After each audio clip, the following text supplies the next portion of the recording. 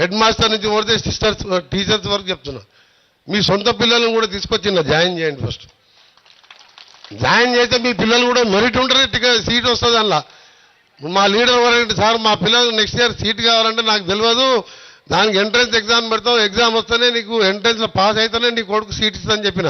మా big TV Ramesh అడిగిండు, అట్లా ఛాన్స్ లేదు దీంట్లో పైరవులకు అని చెప్పిన.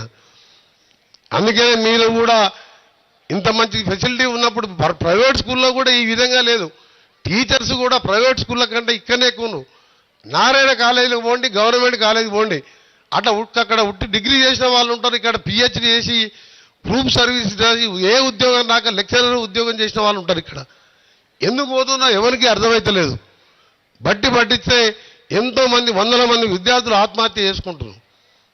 నాకే ఇట్లా ఛాన్స్ వస్తే తప్పకుండా నేను ఎప్పుడైనా ఎడ్యుకేషన్ మినిస్టర్ అయితే మాత్రం ఈ కార్పొరేట్ స్కూళ్ళన్నీ కూడా బంద్ చేసేది ఖాయం.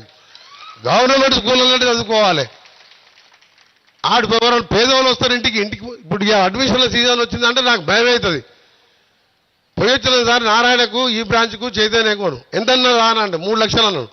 అది ఉండేదే 2. ఆయనకు తెలిసి ఇట్లా కోమంటే మనసులో అనగానే 3 బాగుంటాడు. మనం ఫోన్ చేయగానే సార్ మంచిది సార్ 2కి ఇస్తా అంటాడు. అసలు 2 లక్షలు దాని ఫీజు. చెప్పుడు 3 చెప్తాడు. ఎంత దొంగలంటే వాళ్ళ గురించి ఎంత తక్కువ మార్చాలి అంత మంచిది. నాకు కోపం వస్తుంది. విద్యను అమ్ముకోండి, విద్య వ్యాపారం కాదు. విద్య అనేది నాన్ ప్రాఫిటబుల్. అది యాక్ట్ చట్టం ఉన్నది, 25% పేదోళ్ళకి సీట్లు ఇవ్వాలని. ఆ చట్టాలకు తూట్లు పొడిచి ఈ దొంగలు ఇవాళ కార్పొరేట్ పేదవాళ్ళను దోసుకుంటున్నారు. నల్గొండ పట్టణం కలెక్టర్ గారు ఆఫీసర్ల సహకారంతో తప్పకుండా మీరు 3 సంవత్సరాలు కాదు, ఈ 2 సంవత్సరాలే చూడండి. కార్పొరేషన్ ద్వారా నిధులు తెచ్చి ప్రతి పేదవాడికి ఇల్లు కట్టించే కార్యక్రమంతో పాటు ప్రతి డ్రైనేజ్ వ్యవస్థతో పాటు పూర్తి తెలంగాణలో 12,000 కోట్లు